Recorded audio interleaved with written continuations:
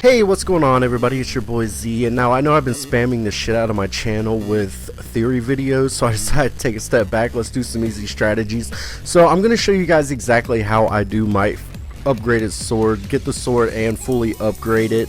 And I know that a lot of you have left me comments saying that it's really hard for you to do, so maybe by seeing me do it, it'll make it a little bit easier for you guys, because I really, honestly, I have no problem getting the sword and fully upgrading it.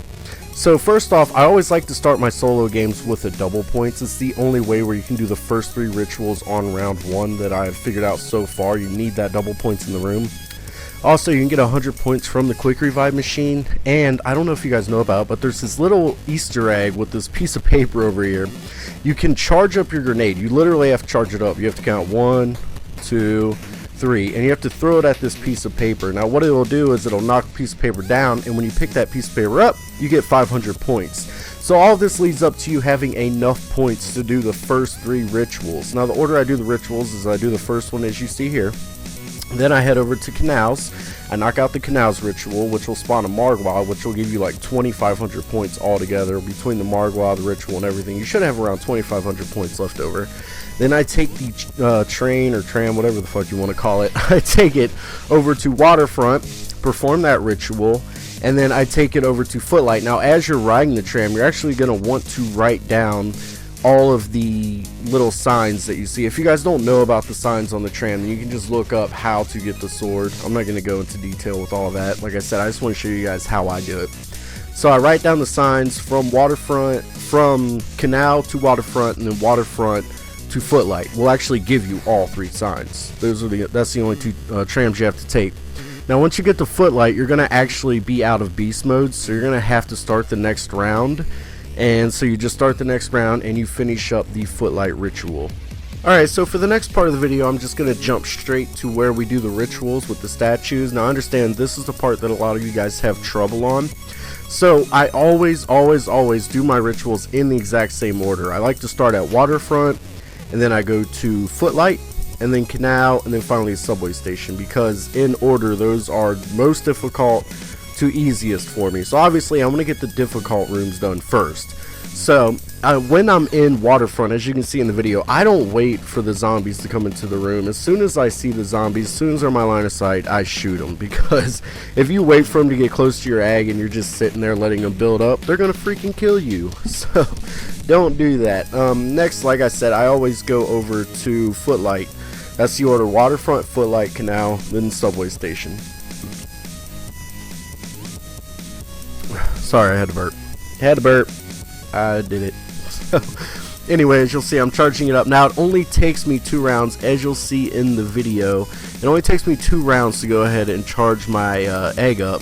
I almost said huevos. Reaper's got me speaking Spanish over here. So, it only takes me 2 rounds. It's real nice and easy. Now, I want to point out something. I usually start charging my egg on round 3.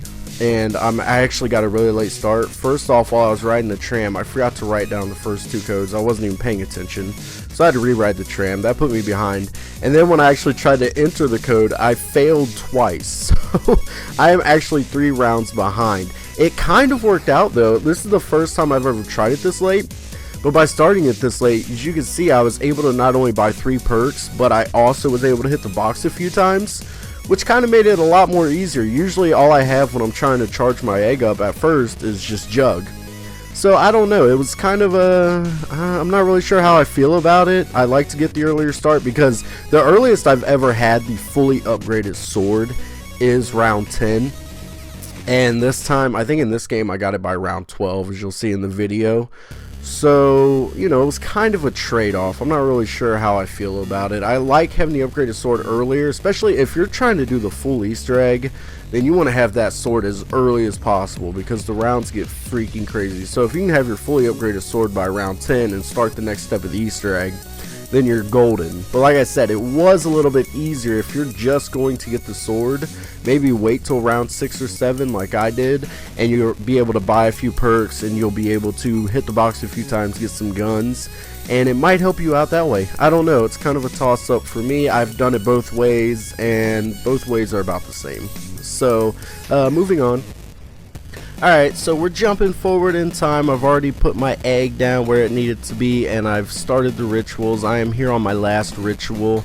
Now, all I'm going to do is give you guys some tips and pointers, because that's about all I can do. So, when you're doing the rituals, I only start the rituals at the end of a round when I've saved a couple zombies. Now, you do want to save a couple zombies just in case one or two of them get collateraled. You might end up accidentally kill one or two of them, so save 2 or 3 of them, and then start the ritual. The thing about the ritual is the order you do it. I don't think it matters. I mean, I just did it in random order and all 3 activated, so I don't know. But when I did the rituals, the thing is, it doesn't really matter the order, because I take the Margwas wherever I want them to go. Now, usually I take them down to the subway station, but I find that this lap here at Footlight is just as easy, so I didn't see that point. Now, when I started the ritual in Waterfront and in Canals, I took them down to the subway station because that's my favorite place to run a lap.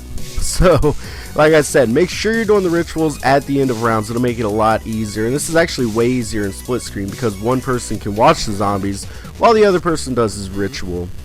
Now, unfortunately, as soon as I picked up my upgraded sword, my Xbox froze. I have no idea what was going on. As you can see, there's this lovely picture of a zombie giving me a nice big hug, but my Xbox froze and the game ended for me.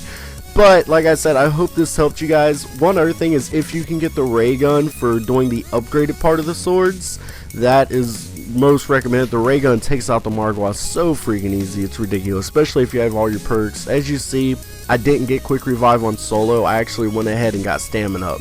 So I got jug, quick reload, double tap, and stamina up, and those were the easiest.